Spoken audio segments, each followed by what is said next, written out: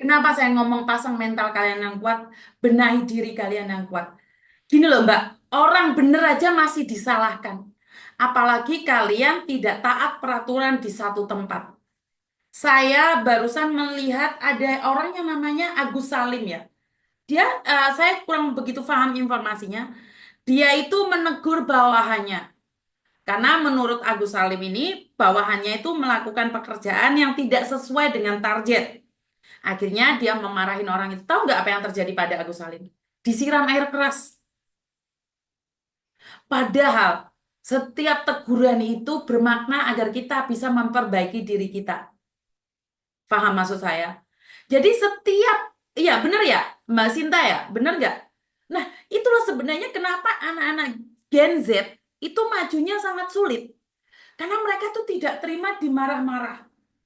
Mereka itu cepet banget, respon reaktifnya tuh cepet banget. Jadi saat ditegur, itu mereka merasa teraniaya. Ini terjadi pada anak saya juga. Saya selalu membekali anak saya. Apalagi kalian dengar bahwa sekuliah di kedokteran itu ada yang sampai mengakhiri hidupnya. Sempat saya kaget dengan anak saya.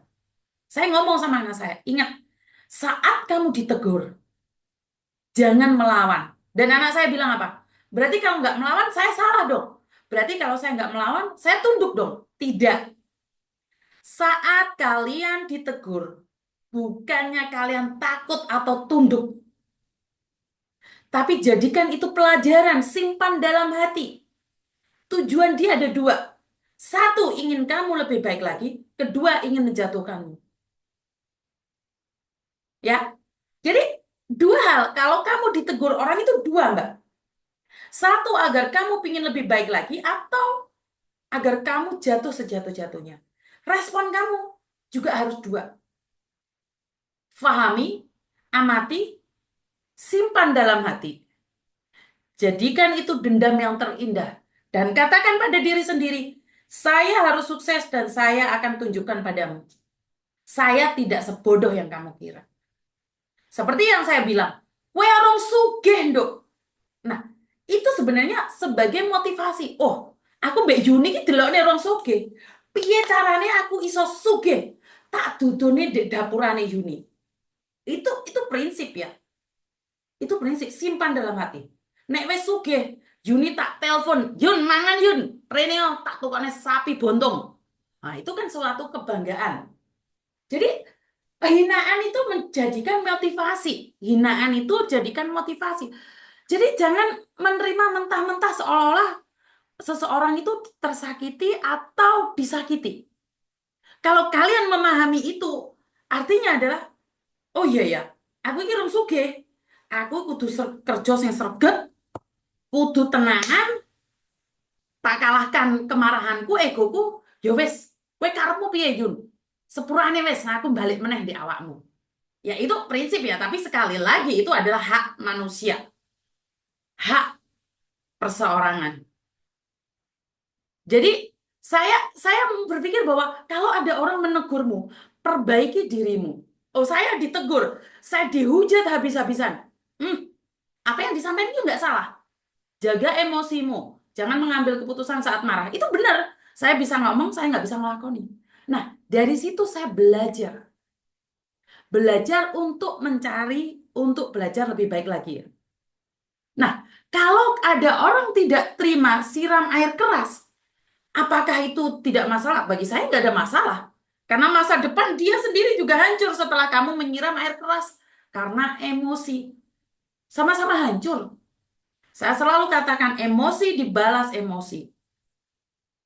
Sama. Akan hancur dua-duanya. Nggak ada. Nggak ada. Saya sebelum duduk di sini hari ini, sebelum saya bercerita tentang pengalaman-pengalaman hidup sesama pekerja migran, saya sama merasakan itu. Sama bosku tahu diantem gulungannya tisu ini gitu. Tahu aku dibantem nondasku. Kalian kalian kira saya tidak kena mental abuse. Yes. Orang lain kerja jam 9 sampai jam 6. Saya kerja jam 7 sampai jam 12 malam. Saya kerja jam 7 pagi sampai jam 12 malam. Saya ngalah-ngalahi pembantu, Mbak. Kerjaan saya di agent. Kalau tengah malam ada anak ditangkap polisi, bos saya minta saya untuk datang. Ada anak tukaran sama majikannya, saya harus datang. Nah, dari situ ilmu itu saya ambil. Dari situ saya punya semangat dan motivasi. Nggak ujuk-ujuk kayak gini, sayang. Enggak. Kenapa saya tahu banget anak rantau, ora salah disalahno, ngalami gini ki. Utek iki bobrok tiga dolanan karo bos. Ngono mbak sik menye-menye. Oh gak digerus misal.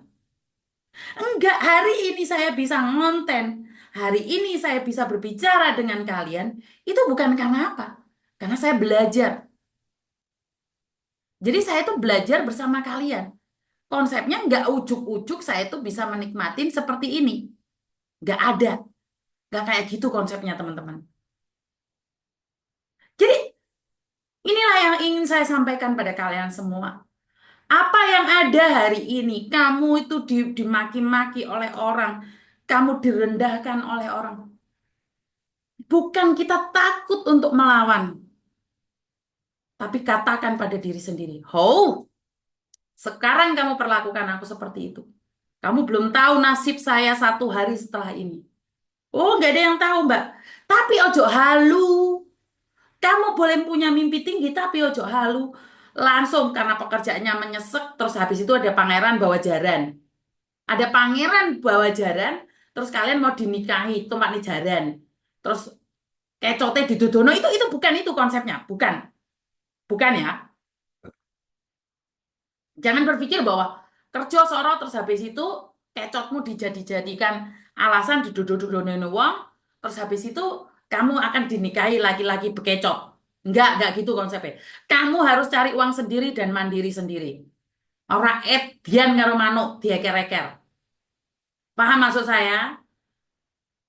Jadi jangan dibilang bahwa oh nggak apa-apa sih Miss kan lumayan juga sih berbagi kecot tapuk lambemu sampai moncrot-moncrot. Ngerti ya maksud saya ya teman-teman ya.